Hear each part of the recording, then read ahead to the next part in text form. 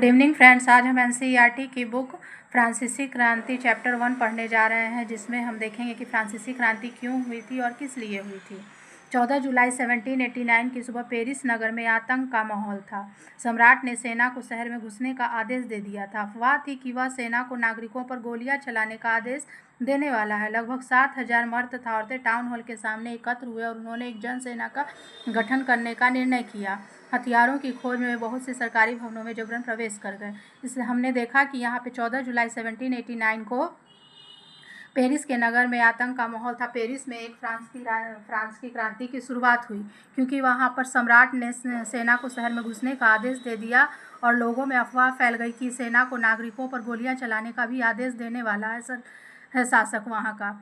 इसलिए वहाँ की जनता ने एक जन सेना का गठन किया और हथियारों की खोज में वे सरकारी भवनों में ज़बरदस्ती प्रवेश कर गए और ज़बरदस्ती प्रवेश करके उन्होंने बास्तिल का किला तोड़ दिया। तोड़ करके वहाँ पर कैदी 7 लोगों को आज़ाद करवा दिया उन्होंने। अब आइए आगे हम देखते हैं। अंततः सैकड़ों लोगों का एक समूह पेरिस नगर के पूर्वी भाग की ओर चल पड़ा और बास्तिल किले की जेल को तोड़ डाला, जहाँ भारी यात्रा में गोला बारूद मिलने की संभावना थी। हथियारों पर कब्जे की इस सशस्त्र लड़ाई में बास्तिल का कमांडर मारा गया। कौन मारा गया? बास्तिल का कमांडर मारा गया और कैदी को छुड़ा लिए गए, जिनकी संख्या कितनी थी? केवल 7 थी। किसकी संख्या केवल 7 थी? सिर्फ कैदियों की संख्या जो थी वो केवल 7 थी। सम्राट की निरंकुश शक्तियों का प्रतीक होने के कारण बास्तिल का किला लोगों की घृणा का केंद्र था।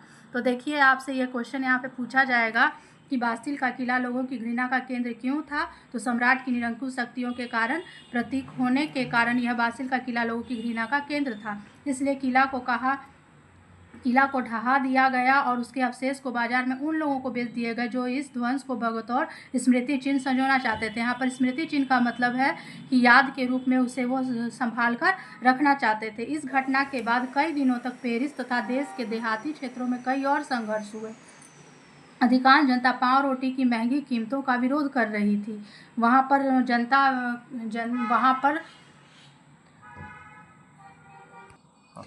जनता की बढ़ती आबादी के कारण पाव रोटी बहुत ज़्यादा महंगी हो गई थी और जिसके कारण इस दौर का सिंहावलोकन करते हुए इतिहासकारों ने इसे एक लंबे घटनाक्रम की ऐसी शुरुआती कड़ियों के रूप में देखा जिनकी परिणति फ्रांस के सम्राट को फांसी दिए जाने में हुई।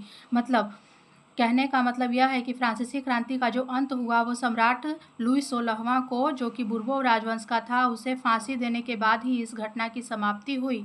हालांकि उस समय अधिकांश लोग को ऐसे नतीजे की उम्मीद नहीं थी, लेकिन ऐसा कैसे हुआ ये हम आगे देखेंगे। सन 1774 में बुर्बो राजवंश का लुई 16वां फ्रांस की गद्दी पर आसीन हुआ था। यहाँ हम देखेंगे कि लुई 16वां राजगद्दी पर कब आसीन हुआ था? 1774 में हुआ था, जो कि बुर्बो राजवंश का था। आपसे यह क्वेश्चन पूछा जाएगा कि बुर्बो राजवंश का लुई 16वां जो था वो किस राजवंश से संबंधित था? तो बुर्बो राजवंश से संबंधित था। और वह कब आसीन हुआ था राजगद्दी पर? 1774 में आसीन हुआ था। उस समय उसकी उम्र केवल 20 साल थी। उस समय उसकी उम्र कितनी थी? 20 साल थी। और उसका विवाह ऑस्ट्रिया की राजकुमारी मैरी एंटोनेट से हुआ था। आपसे यह भी प्रश्न पूछा जाएगा कि उसका विवाह किस से हुआ था? राजकुमारी मैरी एंटोनेट से हुआ था, जो कहाँ की राजकुमारी थी? ऑस्ट्रिया की राजकुमारी थी। राज्यारोहण के समय उसने राजकोष खाली पाया था। राज्यारोहण कहने का मतलब है कि जब वो राजगद्दी पर आसीन हुआ था तो उसने राजकोष यानी अपना खजाना जो है बिल्कुल खाली पाया था। क्यों खाली पाया था? क्योंकि फ्रांस ने काफ़ी लंबे समय तक संघर्ष किया था, जिस संघर्ष के कारण उसकी आर्थिक बहुत ज़्यादा क्षति हो गई थी।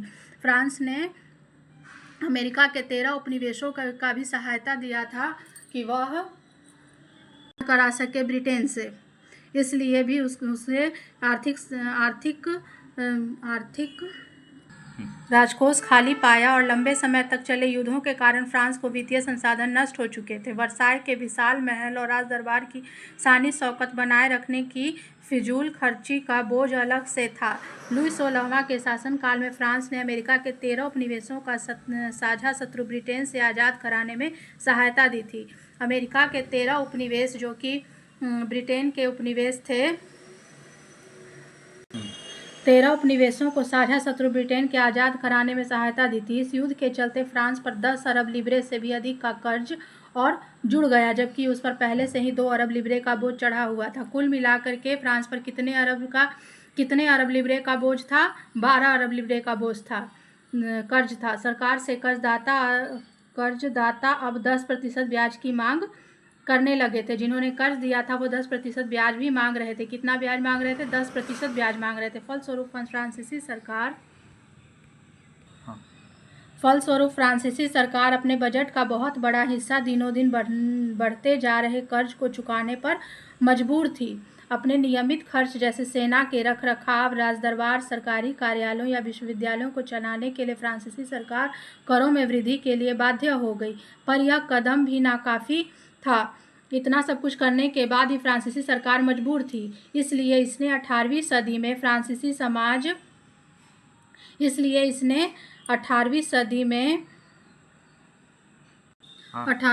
फ्रांसीसी समाज 3 स्टेट में बटा था और केवल तीसरे स्टेट के लोग ही कर अदा करते थे। प्रथम स्टेट जो था वो पादरी लोगों का था और द्वितीय स्टेट कुलीन वर्गों का था और तृतीय स्टेट में जन साधारण थे, जिसमें बड़े व्यवसायी, व्यापारी, अदालती कर्मचारी, वकील आदि थे।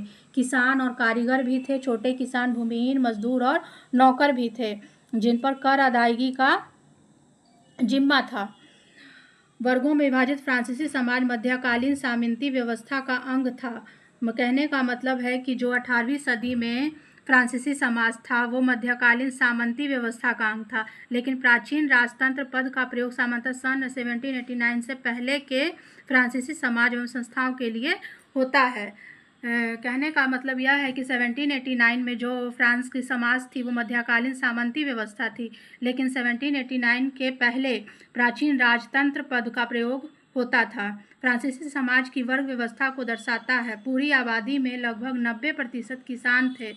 कितने किसान थे? 90%। लेकिन जमीन के मालिक किसानों की संख्या बहुत कम थी। लगभग 60% जमीन पर कुलीन, चर्च और तीसरे स्टेट के अमीरों का अधिकार था।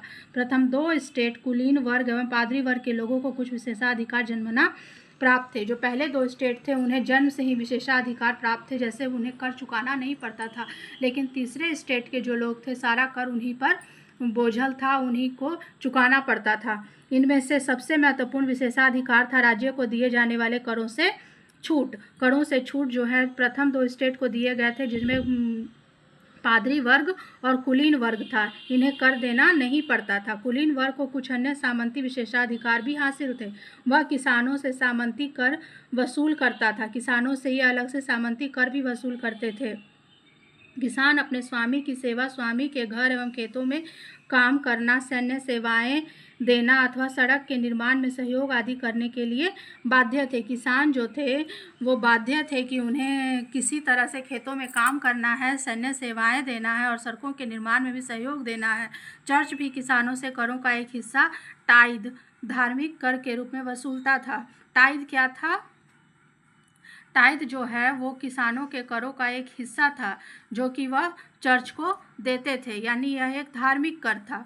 ऊपर से तीसरे स्टेट के तमाम लोगों को सरकार को तो कर चुकाना ही होता था। इन करों में टाइल था जो कि एक प्रत्यक्ष कर था, यानी टाइल जो है वो एक प्रत्यक्ष कर था जो कि सीधे सरकार को चुकाना होता था। यह प्रश्न आपसे पूछा जाएगा कि टाइल और टाइद क्या है। तो टाइद जो है वो एक धार्मिक कर था, लेकिन टाइल जो है वो एक प्रत्यक्ष कर था जो कि सीधा सरकार को देना होता था। पर टाइद जो है वो किसान किसे देते थे? चर्च को देते थे। और अनेक अप्रत्यक्ष कर भी शामिल थे। अप्रत्यक्ष कर नमक और तंबाकू जैसी रोजाना उपभोग की वस्तुओं पर लगाया जाता था। इस प्रकार राज्य के वित्तीय कामकाज को सारा बोझ करों के माध्यम से जनता वहन करती थी। मतलब तीसरे स्टेट पर ही सारा करों का बोझ जो है वो सारा तीसरे स्टेट पर ही था, जिसके कारण तीसरा स्टेट बहुत ही परेशान था। फिलहाल हमने जितना पढ़ा है उसका प्रश्न उत्तर देखते हैं और बाकी हम आगे के क्लास में करेंगे।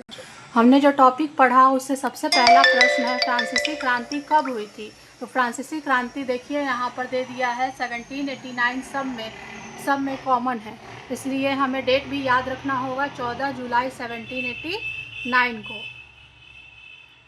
उसके बाद हम दूसरा क्वेश्चन देखेंगे। फ्रांसीसी क्रांति के समय स्थानीय लोगों के द्वारा किस सेवा का गठन किया गया था? किस सेना का गठन किया गया था? जन सेना का गठन किया गया था। तीसरा प्रश्न देखेंगे हम, बास्तिल का किला फ्रांस के किस शहर में है? बास्तिल का किला हमने देखा था कि बास्तिल का किला पेरिस में है। चौथा प्रश्न है, फ्रांस की जनता किस खाद्यान्न के बढ़ते कीमतों का विरोध कर रही थी? तो वह पाव रोटी के बढ़ते कीमतों का विरोध